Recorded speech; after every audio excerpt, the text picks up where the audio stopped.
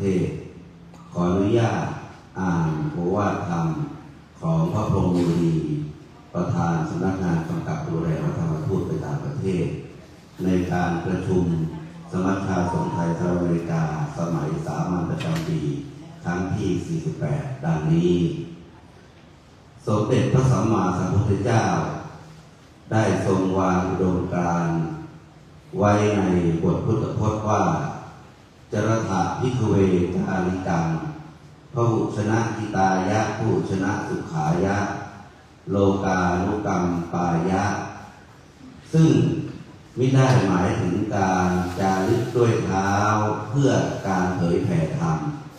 แต่หมายถึงการลุกคืบไปในโลกแห่งความคิดและพื้นที่ดิจิทัลเพื่อนำพาความสงบสุขไปสู่ชาวโลก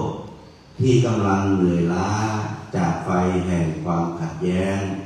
และสงครามที่ประทุขึ้นในหลายภูมิภาครวมถึงความโดดเดี่ยวในสังคมเทคโนโลยีท่ามกลางความแตกต่างทางวัฒนธรรมและความตึงเครียดของสถานการณ์โลกพระธรรมทูตผู้ปฏิบัติหน้าที่ในสหรัฐอเมริกาต้องยึดหลักการปฏิบัติ3ประการไว้เป็นแนวทางดังนี้ 1. อัตตสมบัติปรางพร้อมของตนพระธรรมทูตต้องเป็นผู้มีศีลาจารวัตรที่งดงามเป็นแบบอย่างที่น่าเลื่อมใสทั้งในทางโลกและทางธรรมเพราะจริยาของพระสงฆ์คือธรรมะที่เสียงดังกว่าคำพูด 2. ปรัตติตปฏิบัติการทำประโยชน์เพื่อผู้อื่นการเผยแผ่ธรรมะต้องอาศัยความเมตตาและความเข้าใจในความแตกต่างของวัฒนธรรมจงใช้สันติธรรมและความวิริยะอุตสาหะในการเกื้อกูลพุทธศาสนิกชนและชาวท้องถิ่นให้เขาได้เห็นว่าธรรมะขององค์พระสัมมาสัมพุทธเจ้าเป็นสากลและใช้แก้ปัญหาชีวิตได้จริง 3. สามัคคีธรรมความร่วมมือร่วมใจงานพระพุทธศาสนาในต่างประเทศเป็นงานใหญ่ที่ไม่สามารถสำเร็จได้ด้วยรูปใดรูปหนึ่งการประชุมในวันนี้จึงเป็นโอกาสสำคัญที่จะเชื่อมโยงความคิดความร่วมมือและทรัพยากรเพื่อให้การดำเนินการเผยแผ่พุทธศาสนาของสมัชชาสงฆ์ไทยในสหรัฐอเมริกามีความเป็นปึกแผ่นและมั่นคงการประชุมสมัชชาสงฆ์ไทยสหรัฐอเมริกาครั้งที่ 48/2569 ระหว่างวันที่ 13 ถึง 14 มิถุนายน 2569 ณ วัดมงคลรัตนารามเมืองแทมปารัฐฟลอริดาประเทศสหรัฐอเมริกามีวัตถุประสงค์เพื่อปรึกษาหารืองานพระพุทธศาสนาของคณะสงฆ์ไทยสหรัฐอเมริกาตลอดจนแลกเปลี่ยนความคิดเห็นเกี่ยวกับการเผยแผ่พุทธศาสนาการบริหารจัดการวัดไทยในต่างประเทศและแนวทางการพัฒนากิจการพระพุทธศาสนาให้เกิดประโยชน์แก่พระสงฆ์และพุทธศาสนิกชนโดยรวมนั้นคือภาพสะท้อนของสังฆสามัคคีในระดับสากลท่ามกลางโลกที่แตกแยกเป็นฝักเป็นฝ่ายพลังแห่งความพร้อมเพรียงของพุทธบริษัทนี้เองที่จะเป็นเกราะคุ้มครองพระพุทธศาสนาและเป็นแบบอย่างของการอยู่ร่วมกันอย่างสันติดังพระพุทธดำรัสว่าสุขาสันตสัสสามัคคีความพร้อมเพรียงของหมู่นำสุขมาให้ขออนุโมทนาในวิริยะอุตสาหะของคณะกรรมการบริหารสมัชชาสงฆ์ไทยสหรัฐอเมริกาและพระธรรมทูตทุกรูปที่ปฏิบัติหน้าที่ด้วยความเสียสละอดทนและสง่างามในนามของคณะสงฆ์ไทยท่ามกลางความท้าทายของโลกสมัยใหม่รวมถึง ขออนุโมทนาแก่พุทธศาสนิกชนที่ร่วมเป็นกำลังใจเป็นกำลังสำคัญในการอุปถัมภ์บำรุงพระพุทธศาสนาด้วยดีเสมอมาขออนุภาพแห่งคุณพระศรีรัตนตรัยและอำนาจแห่งอปมาทธรรมคือความไม่ประมาทจงมาปกป้องคุ้มครองรักษาให้พระธรรมทูตทุกท่านปราศจากทุกโศกโรคภัยมีกำลังกายกำลังใจที่เข้มแข็งเจริญด้วยอายุวัฒนะสุขะพละปฏิภาณธรรมสารสมบัติและดำรงรักษาพุทธศาสนาให้รุ่งเรืองอยู่คู่โลกสืบชั่วการนานเทินพระพรหมโมลีประธานสำนักงานกำกับดูแลพระธรรมทูตไปต่างประเทศสาธุ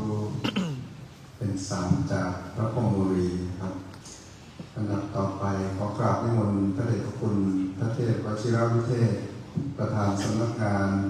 ประธานสมัชชาสงฆ์ไทยในสหรัฐอเมริกากล่าวถวายรายงานต่อประธานในพิธีขอกราบนิมนต์ครับผม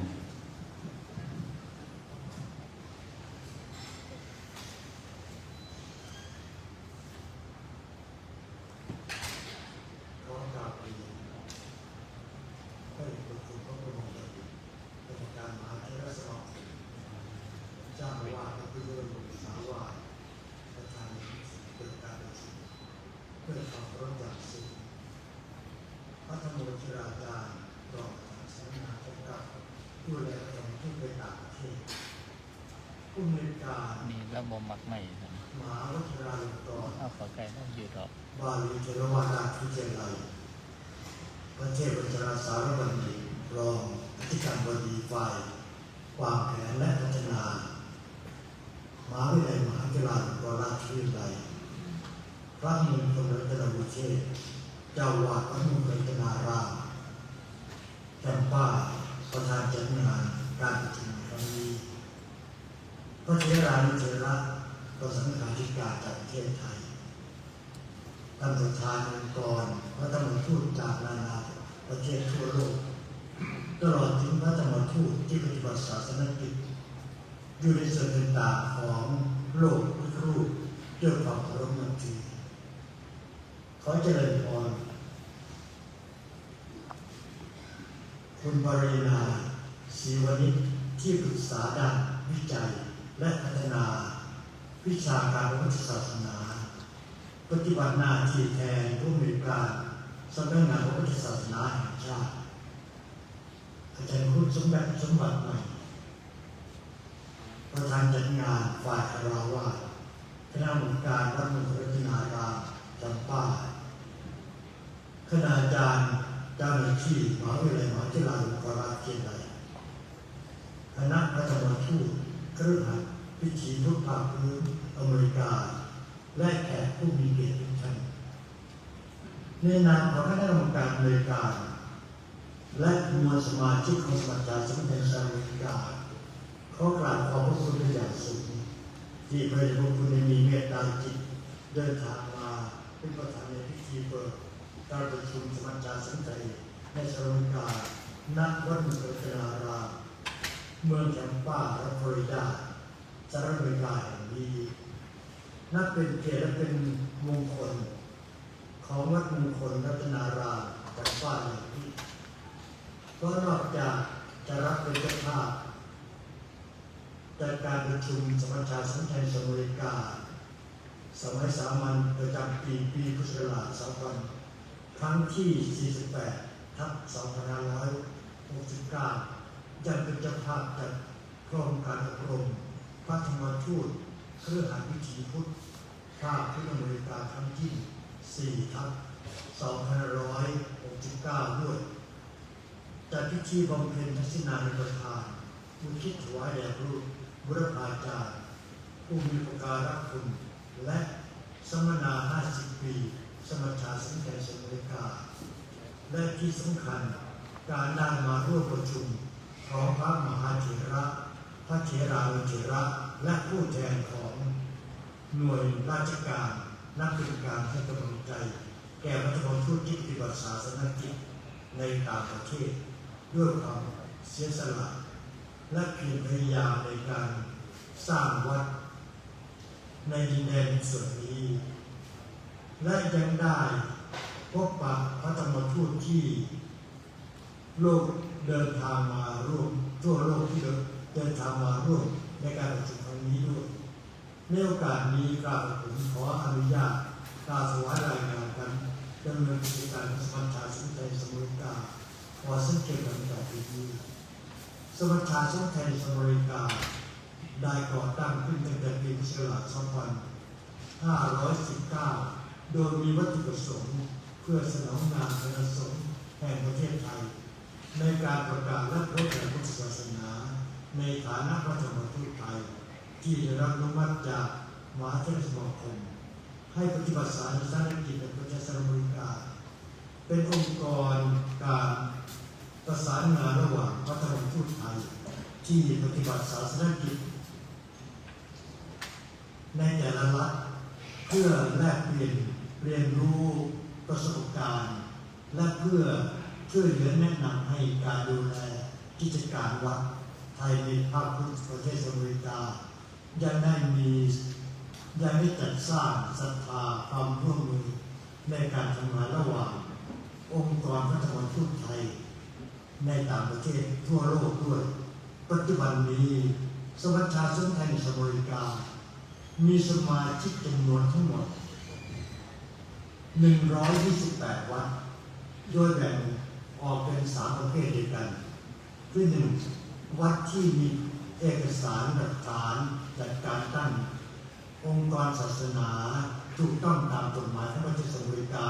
และระเบียบของสมัชชาสงฆ์ไทยอเมริกาจัดเป็นวัดในเครือของสมัชชาสงฆ์ไทยในอเมริกามีจำนวน81 วัดประเภทที่ 2. วัดที่จดทะเบียนการจัดตั้งองค์กรการทางศาสนาถูกต้องตามกฎหมายของประเทศอเมริกาแต่ยังขาดเอกสารหลักฐานบางอย่างจัดเป็นวัดอยู่ในความดูแลมีจำนวน31 วัดด้วยกันและ 3. วัดที่เป็นของชาวพุทธประเทศอื่นๆแต่มีพระสงฆ์ไทยอยู่ปฏิบัติศาสนกิจในวัดนั้นๆจัดเป็นวัดที่อยู่ในความอนุเคราะห์ของสมัชชาสงฆ์ไทยมีจำนวน16 วัดในจำนวนวัดทั้งหมดนี้มีการกระจายขยายไปสู่ตามรัฐต่างๆจำนวน39 รัฐในประเทศสหรัฐอเมริกาและประเทศใกล้เคียงจากข้อมูลของ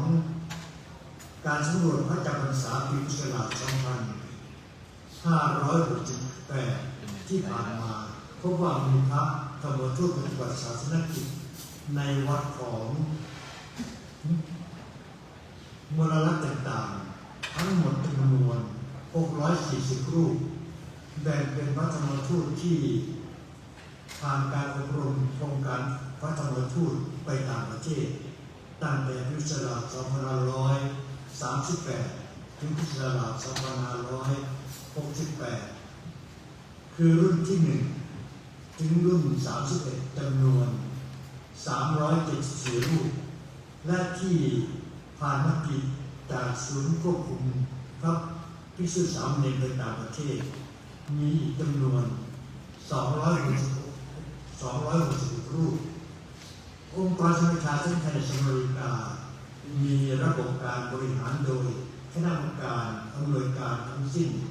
จำนวน18 รูปและผู้ช่วยเหลือระยิบฝ่ายคารวะ1 คนดำรงตำแหน่งคราวละ3 ปี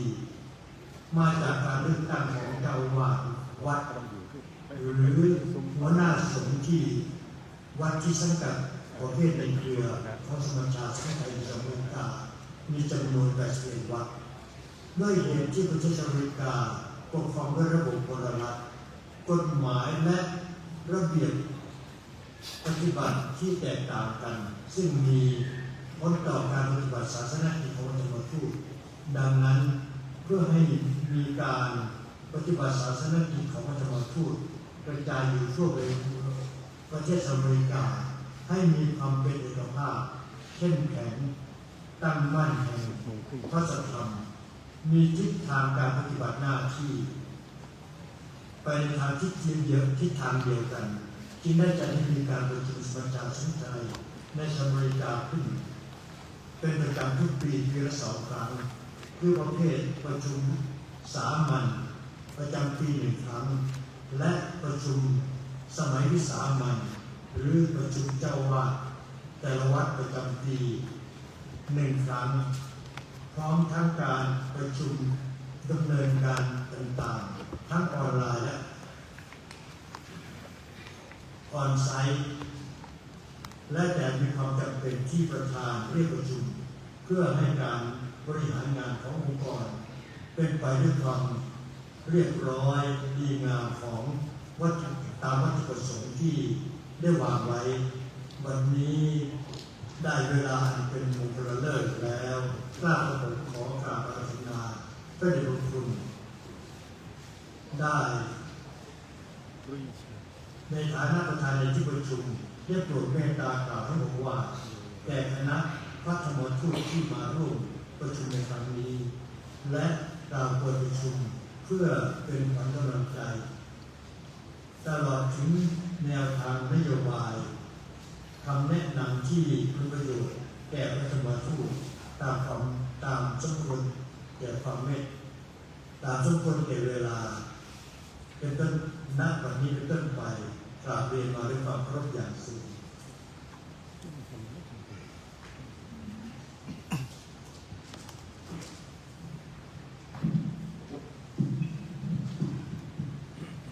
เรียนท่านเจ้าคุณพระธรรมวชิราจารย์รองประธานสำนักงานกำกับพระธรรมทูตไปต่างประเทศท่านเจ้าคุณพระเทพวชิรวิเทศประธานสมัชชาสงฆ์ไทยในสหรัฐอเมริกาท่านเจ้าคุณพระเทพวชิรสารบัณฑิตรองอธิการบดีฝ่ายวางแผนและพัฒนามหาวิทยาลัยมหาจุฬาลงกรณราชวิทยาลัยท่านเจ้าคุณพระมงคลรัตนวิเทศเจ้าวาดวัดมงคลรัตนารามแทบป่าและท่านพระธรรมทูตในสหรัฐอเมริกาทุกรูปพร้อมผู้บริหารคณาจารย์จากมหาวิทยาลัยมหาจุฬาลงกรณราชวิทยาลัยขอเจริญพรคุณปารินาศรีวณิชที่ปรึกษาสำนักงานศาสนาแห่งชาติปฏิบัติหน้าที่แทนผู้อำนวยการสำนักงานพระพุทธศาสนาแห่งชาติท่านอาจารย์ครุฑสมบัติใหม่ประธานจัดการฝ่ายคฤหัสถ์ธรรมทูตคฤหัสถ์วิถีพุทธทุกท่านขอชื่นชมในกิจกรรมของสมัชชาสงฆ์ไทยในสหรัฐอเมริกาที่ได้ดำเนินการมาโดยตลอดนอกจากจะเป็นการประชุมสมัยสามัญประจำปีครั้งที่ 48 นี้นั่งอยู่ในที่ประชุมกรรมการมหาเถรสมาคมก็ได้ส่วนรับรู้รับทราบรวมถึงการอนุมัติให้ท่านทั้งหลายมาเป็นพระธรรมทูตในสหรัฐอเมริกาอนุมัติการต่ออายุหนังสือเดินทางเป็นระยะรับรู้รับทราบรายงานประจำปีว่าในสหรัฐอเมริกามีวัดกี่วัดมีพระธรรมทูตกี่รูปปีละครั้งพิจารณาสมณศักดิ์ซึ่งมีโควต้าน้อยมากสำหรับสมัชชาสงฆ์ไทยในสหรัฐอเมริการับรู้รับทราบปัญหาต่างๆมาโดยตลอดทั้งผ่านการรายงาน และจากประสบการณ์ที่มารับรู้รับทราบด้วยตนเองในการประชุมสมัชชาแต่ละครั้งผมเองมาร่วมประชุมสมัชชาสงฆ์ไทยในสหรัฐอเมริกาเป็นครั้งแรกเมื่อสมัชชามีอายุครบ10 ปี10 ปีนานแล้วครับมาประชุมครั้งแรกและหลังจากนั้นก็เข้าร่วมประชุมเป็นระยะได้แสดงปาฐกถาในโอกาสครบรอบของสมัชชาก็เคยเพราะฉะนั้นจึงมีความคุ้นเคยเป็นพิเศษกับสมัชชาสงฆ์ไทยในสหรัฐอเมริกาโดยเฉพาะนึกถึงสถานะของสังคมพหุวัฒนธรรมในประเทศนี้อันเป็นกลุ่มเป้าหมายของการเผยแผ่พระพุทธศาสนาของท่านทั้งหลายต้องบอกว่าในยุคต้นๆที่พระธรรมทูตรุ่นครูบาอาจารย์เข้ามาในสหรัฐอเมริกาเหมือนอย่างท่านประธานประสบความยากลำบากมากกว่ารุ่นปัจจุบันมากนะจำได้ว่าครั้งหนึ่งผมได้รับความกรุณาจากอดีตประธานสมัชชาสงฆ์ไทยในสหรัฐอเมริกาท่านเจ้าคุณพระเทพกิติสมภพนิวยอร์กท่านพาเดินชมนครนิวยอร์กไปขึ้นรถไฟใต้ดินที่มีคนเขียนอะไรเต็มไปหมดตามรถไฟนะดูน่าตกใจและท่านก็เล่าว่าในยุคที่ท่านมาใหม่ๆมาเดินอยู่ในดาวเทาวน์ใต้ตึกสูงๆไม่ได้หรอกเดี๋ยวกระป๋องเบียร์มันจะปลิวมาจากข้างบนหล่นใส่หัวต้องคอยหลบคนอเมริกันในสมัยนั้นไม่รู้จักพระในพระพุทธศาสนานึกว่าที่สีเหลืองๆห่มเหลืองเนี่ยเป็นพวกฮารีกฤษณะฮารีกฤษณะชอบนั่งรถแล้วตะโกนอะไรร้องเพลงไปเป็นที่หมั่นไส้ของวัยรุ่นอเมริกันเขาไม่แยกไม่ออกระหว่างห่มเหลืองแบบเรากับพวกนั้นไม่ค่อยต้อนรับไม่ค่อยเป็นมิตรกับพวกเราทำให้นึกถึงโอวาทปาติโมกข์ที่พระพุทธเจ้าตรัสในวันมาฆบูชา9 เดือนหลังจากตรัสรู้เมื่อส่งพระสาวกไปประกาศพระศาสนาและมาประชุมกัน 1,250 รูปว่าอนุปวาโทอนุปคาโตอย่าไปว่าร้ายใครอย่าไปทำร้ายใครเพราะท่านก็คงประสบความยากลำบากแบบพวกรุ่นครูบาอาจารย์ในการประกาศพระศาสนาในอินเดียในสมัยนั้นมีพุทธศาสนสุภาษิตในชาดกเรื่องหนึ่งเตือนใจผู้ไปอยู่ต่างประเทศเริ่มต้นด้วยคำว่าวิเทสวาสังวัสโตที่เราใช้คำว่าวิเทศมันเป็นคำในพระไตรปิฎกประเทศวัชระวิเทศแปลว่าต่างประเทศต่างแดนวิเทสวาสังวัสโตผู้ไปอยู่ต่างแดนต่างประเทศชาตเวทัสเมนปิขมิตพังสปันเยนะแม้จะมีปัญญามีอำนาจเสมอเหมือนด้วยไฟก็ต้องอดทนอดกลั้นคำดูถูกดูหมิ่นของคนชั้นต่ำเพราะคนเหล่านั้นไม่รู้ว่าเราเป็นใครโดยโคตร โดยวินัยโดยการฝึกอบรมทางศาสนาคำวิต่อทางท่านต้องกดกลั้นมากนั่นเป็นยุคบุกเบิกแต่มาในยุคนี้เปลี่ยนไปหมดครับเดินทางไปไหนมีแต่คนยิ้มแย้มต้อนรับเขามาถามว่าท่านมาสอนกรรมฐานอยู่ที่ไหน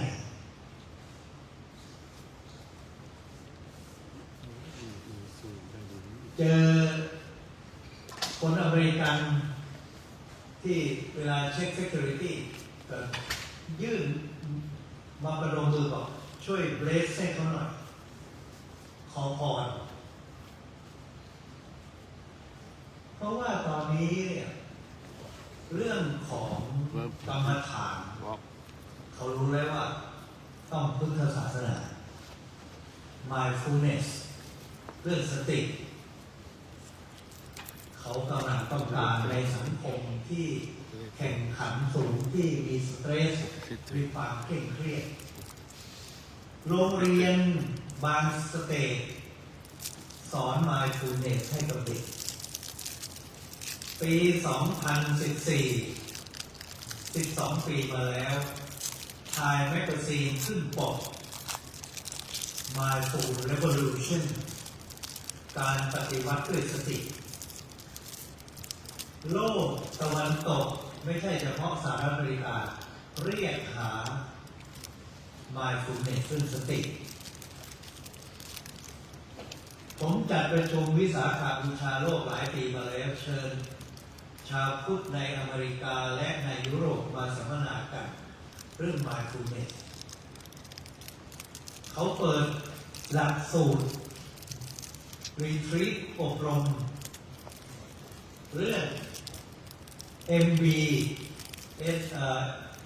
Mindfulness Based Stress Reduction MBSR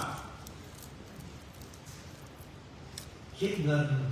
แพงๆคนก็ไปอบรมหลักสูตรลดความเครียดที่มีฐานอยู่บนสติ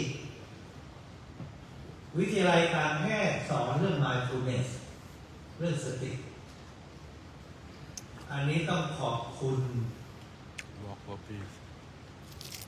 การสอนกรรมฐานจากเถรวาทและมหายานอินเดียถือโอกาสเมื่อปี 24 2 ปีที่แล้วนำเสนอเข้าสู่ที่ประชุมใหญ่สหประชาชาติเหมือนกับที่ชาวพุทธเคยนำเสนอให้วันวิสาขบูชาเป็นวันสำคัญสากลของโลกอินเดียเป็นหัวหอกนำเสนอให้ที่ประชุมใหญ่ General Assembly ของสหประชาชาติมีมติรับรองให้วันที่ 21 ธันวาคมของทุกปีเป็น World Meditation Day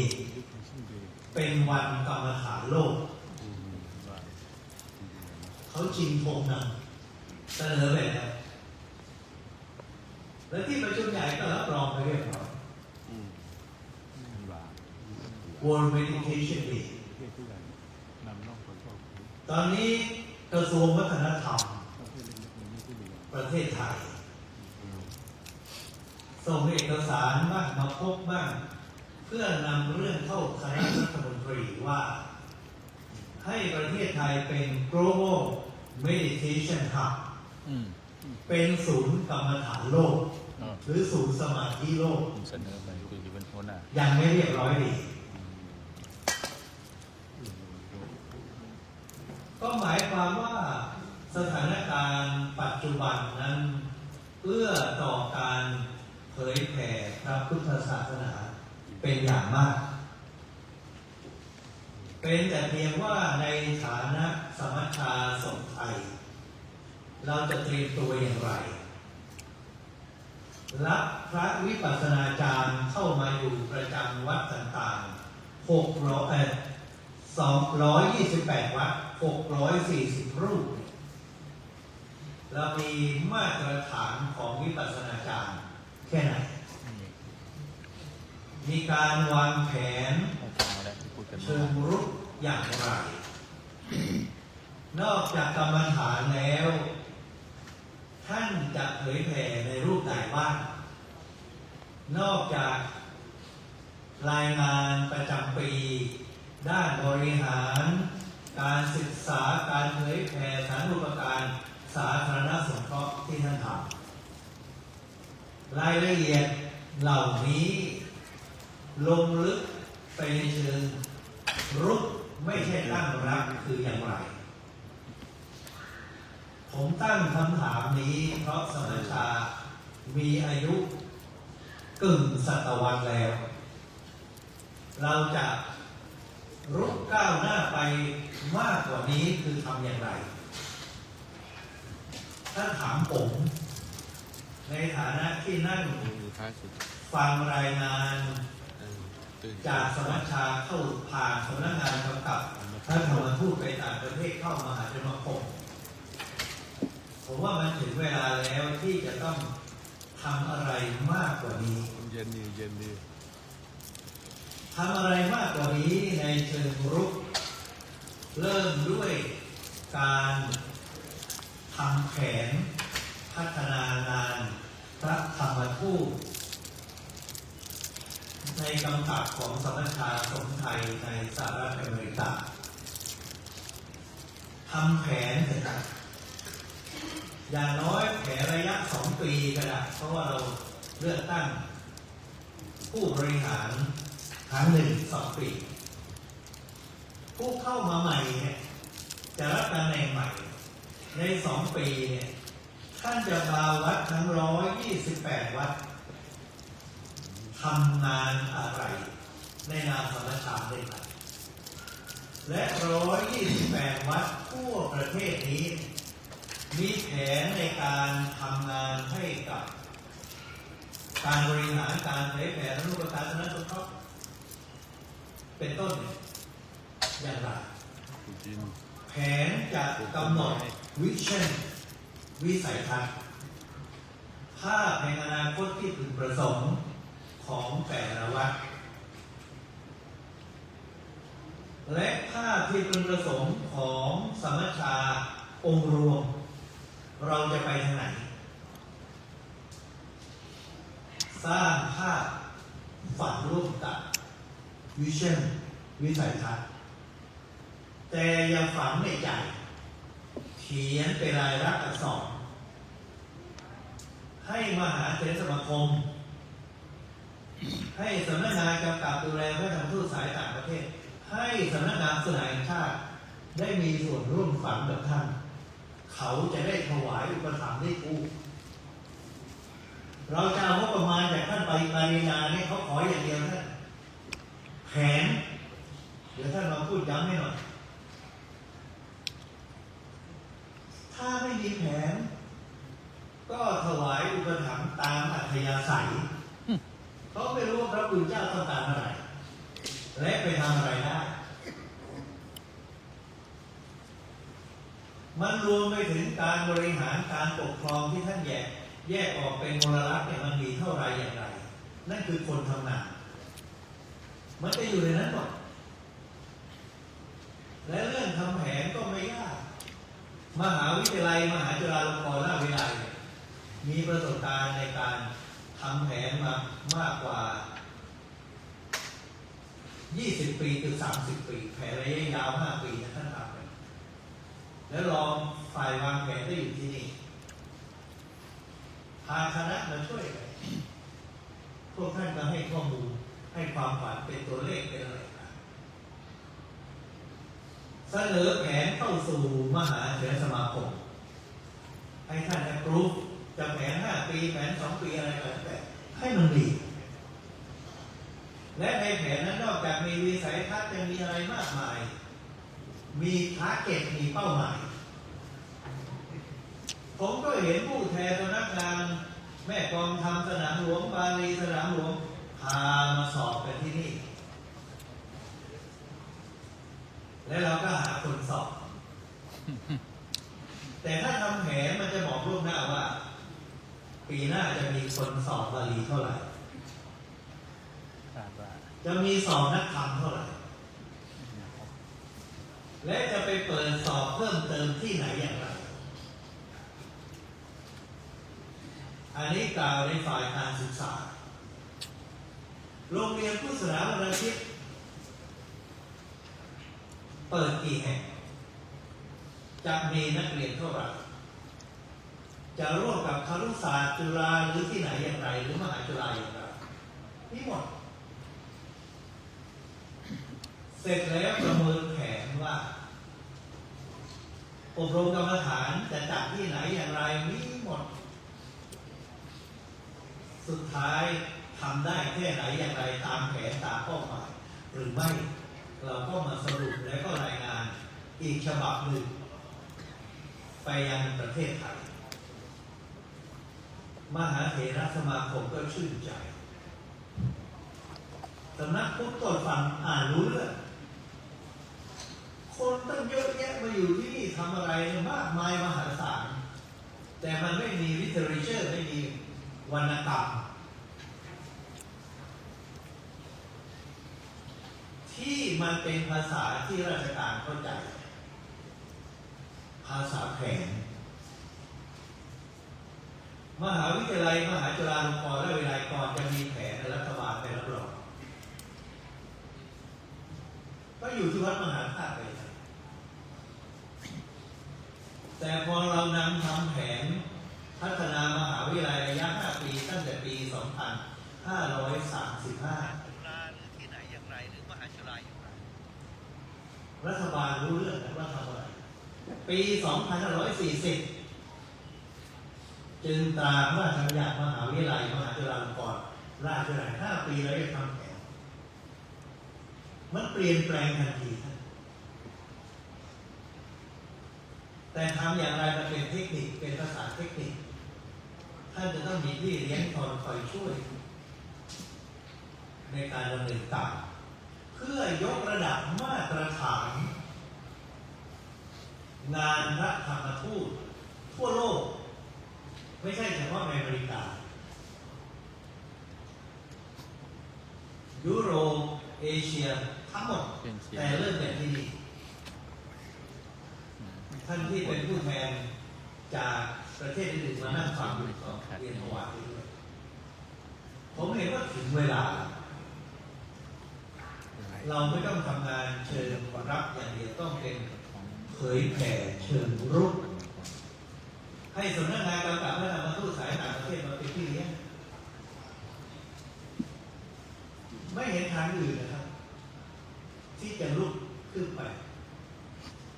ท่านรายงานด้วยวาจาให้ผมทราบด้วยอย่างน่าอนุโมทนาถึงการไปจัดงานวิสาขบูชาโลกที่ทำเนียบขาวบางปีก็ไม่ได้เข้าไปแต่ปีนี้ได้เข้าไปแต่ถ้ามันอยู่ในแผนมันจะบอกทุกปีส่งให้ทำเนียบรู้ว่าเราเตรียมการจะมีใครไปบ้างแต่ละปี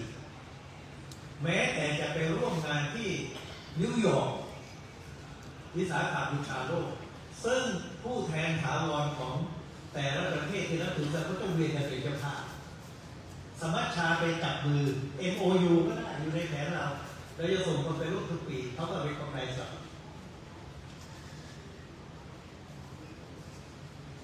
อย่างนี้เป็นต้นโดยการทำงานอย่างนี้ท่านก็จะกำหนดสิ่งที่เป็นมาตรฐานของแต่ละเรื่องได้ในการประชุมที่นี่ท่านพิจารณารับพระธรรมทูตใหม่ก็เป็นสมาชิกรับวัดเข้าอยู่ในสมัชชาแต่ถ้าท่านมีแผนท่านจะบอกว่าท่านจะรับปีละกี่วัดและเมื่อจะรับปีละวัดอะไรคือเกณฑ์มาตรฐานของพระธรรมทูตที่จะมาอยู่ที่นี่ต้องมีคุณวุฒิเท่าไหร่ต้องผ่านการฝึกอบรมอย่างไรมีความรู้มีความสามารถขนาดไหนอาจจะไม่ได้ตามนั้นแต่ว่าเรากำหนดเกณฑ์ไว้ถ้าใครไม่ผ่านแต่วัดอยากได้ก็ให้ผู้บริหารคณะบริหารยกเว้นเป็นกรณีพิเศษเป็นเวลา นี่ฉะนั้นเนี่ยเราก็จะมาบ่นกันว่าภาษาอังกฤษก็ไม่ถึงอะไรก็ไม่ได้อะไรก็ไม่รู้ประเทศนั้นก็ตั้งเกณฑ์ภาษาของแต่ละประเทศเราก็ไม่ได้ให้เกณฑ์ในด้านภาษาไว้ในการฝึกอบรมรับธรรมทูตสายต่างประเทศไปต่างประเทศที่มหาจุฬาจัดจากทั้งระบบ3 เดือน 1 ปี 2 ปีปริญญาโทแต่เกณฑ์มาตรฐานของคุณสมบัติอยู่ตรงไหนหรือในใบประกาศใบปริญญามาก็มาเร็วเรามีสิทธิ์ตั้งถ้าเรามีแบบวัดที่จะเข้าเป็นสมาชิกจะต้องมีด้านฐานุปการมีอาคารอะไรบ้างมีทุนเท่าไหร่ก็ต้องประกาศให้รู้เขาก็จะได้ และการบริหารนี่บริหารแบบไหนใบรอควรจะเป็นอย่างไรหรือแล้วแต่ประธานบริหารจะเป็นคารวะก็ได้พระก็ได้หรืออย่างไรหรือปฏิกันกำหนดเกณฑ์ของพระช่วยครับทำอย่างนี้ขอเรียนว่ามันถึงเวลาที่จะต้องทำเพราะว่าเราก็ทำงานกันมานานแล้ว50 ปีจะไปต่อจากนี้ทำอย่างไรบ้างทุกคนต้องเห็นหมดคือแผนและจะคิดตรงกันมีวิสัยทัศน์ตรงกันทั้งประเทศไทยทั้งมหาสมาคมและที่นี่แต่ตอนนี้มันยังไม่มีอย่างน้อยที่ผ่านการรายงานมหาสมาคมยังไม่ถึงผมพูดในฐานะที่นั่นอยู่ที่โลกนะครับก็มาฝากความในใจเรียกว่าเอาใจช่วยเลยครับในงานที่ท่านทั้งหลายได้ทำมาขอชื่นชมอนุโมทนาในผลงานของสมณชาในรอบ50 ปีที่บุรพาจารย์เราได้ส่งไม้ต่อๆกันมาและท่านทั้งหลายก็ได้รับช่วงและส่งไม้ต่อไปแต่เราสามารถจะทำได้มากกว่านี้ในโอกาสนี้ก่อนที่ผมจะยุติการให้ข้อคิดความเห็นก็จะขออาราธนาเชิญชวนท่านทั้งหลายได้พร้อมใจกันถวายอุทิศถวายพระราชกุศลพร้อมกันก่อนอธิษฐานจิตและก็ถือโอกาสนี้เปิดการประชุมสมัชชาสงฆ์ไทยในสหรัฐอเมริกาสมัยสามัญประจำปีครั้งที่ 48จะต้องกันเพราะฉะนั้นขอทุกท่านได้พร้อมใจกันนะครับในช่วงท้ายนี้อ้างคุณพระศรีรัตนตรัยและบุญกุศลที่เกิดจากธรรมทานอันยิ่งใหญ่คือประกาศพระศาสนาในต่างแดนทั้งในสหรัฐอเมริกาและทวีปอื่นๆขอจงมารวมกันเป็นตบะเป็นเดชะเป็นภารวะปัจจัยเป็นทิศถวายเป็นพระราชกุศลแด่สมเด็จพระนางเจ้าสิริกิติ์พระบรมราชินีนาถพระบรมราชชนนีพันปีหลวงสมเด็จพระเจ้าลูกเธอเจ้าฟ้าพัชรกิติยาภานเรศราเทพพยวดีกรมหลวงราชสารีนีสิริพัฒน์มหาวชรราชธิดาขอได้ทรงอนุโมทนาส่วนบุญส่วนกุศลนี้สำเร็จเป็นปัตตานุโมทนาใหม่เพิ่มพระบารมีธรรมอิทธวิบากสุขสมบัติทิพยสมบัติยิ่งขึ้นไปในสัมปรายภพสมดังเจตนาปารภของเราท่านทั้งหลายทุกประการเถิด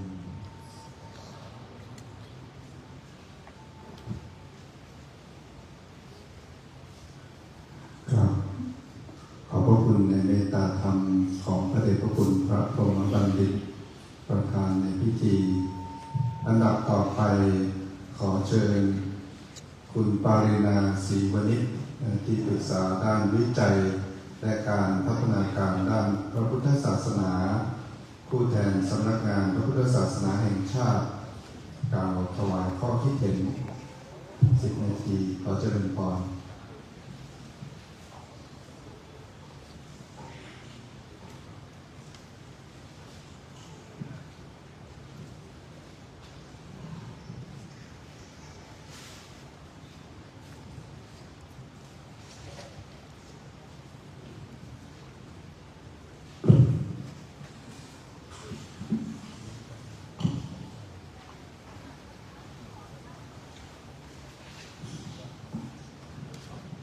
กราบนมัสการพระเดชพระคุณพระพรหมบัณฑิต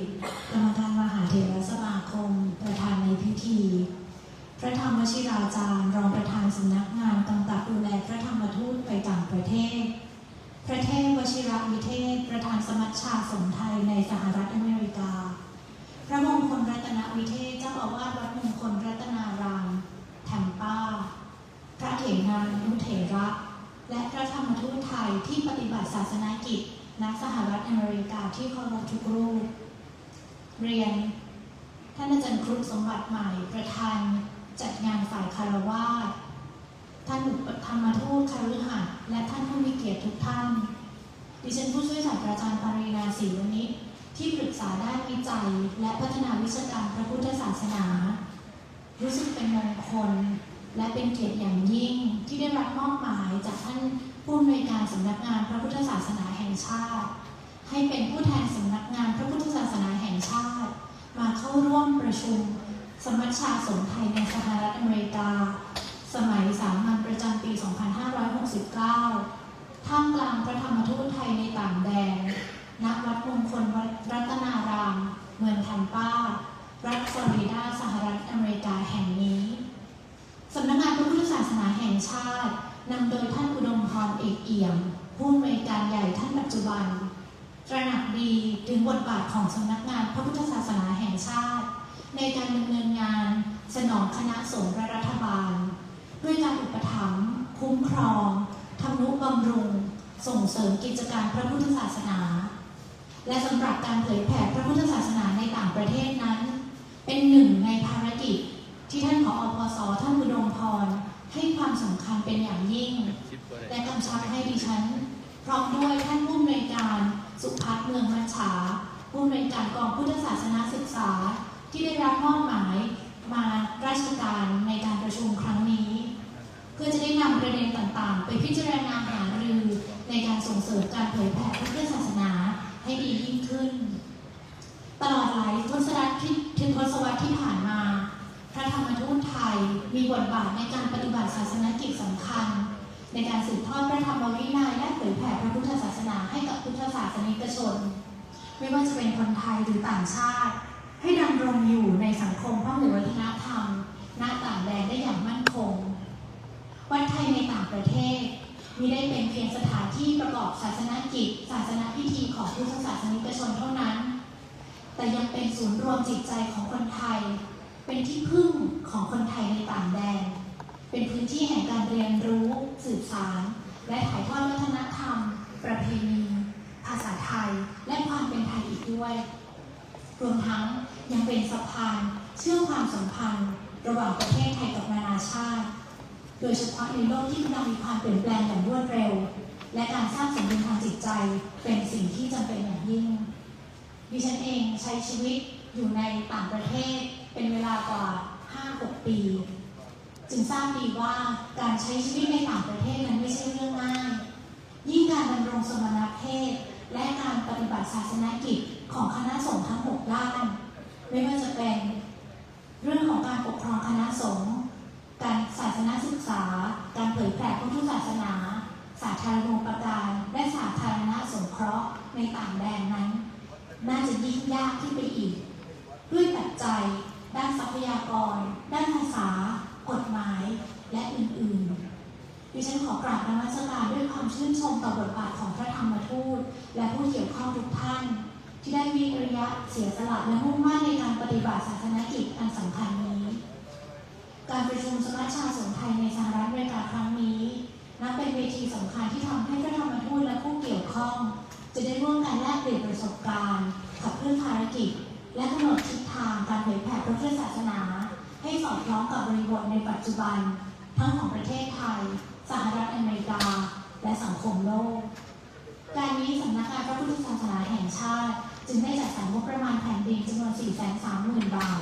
แม้จะมีจำนวนที่ไม่เยอะแต่อย่างน้อยก็จะได้สนับสนุนการจัดประชุมครั้งนี้และถือเป็นโอกาสสำคัญที่สำนักงานพระพุทธศาสนาแห่งชาติจะได้เรียนรู้และรับทราบประเด็นต่างๆที่พระธรรมทูตไทยในต่างแดนกำลังเผชิญเพื่อจะได้นำไปพิจารณา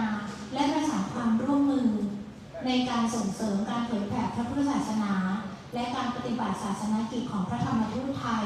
และวัดไทยในต่างประเทศให้ดียิ่งขึ้นไม่ว่าจะเป็นด้วยการถวายงบประมาณการถวายความรู้ความเข้าใจทางด้านกฎหมายด้านการจัดทำแผนอย่างที่ท่านประธานในพิธีได้กรุณาเมตตาชี้แนะแนวทางไว้ตลอดหรือการสนับสนุนในด้านภาษาและด้านอื่นๆเพื่อที่จะทำให้งานเผยแผ่พุทธศาสนาในต่างแดนมีประสิทธิภาพมากที่สุดในท้ายที่สุดนี้ขอกราบถวายกำลังใจและปรารถนาในการที่สำนักงานพระพุทธศาสนาแห่งชาติจะขอถวายกำลังสนับสนุนพระเดชพระคุณพระคุณเจ้าทุกรูปให้ปฏิบัติภารกิจในต่างแดนเพื่อรักษาบวรพระพุทธศาสนาของเราให้อยู่คู่กับสังคมไทยและสังคมโลกอย่างยั่งยืนกราบนมัสการด้วยความเคารพยิ่งค่ะ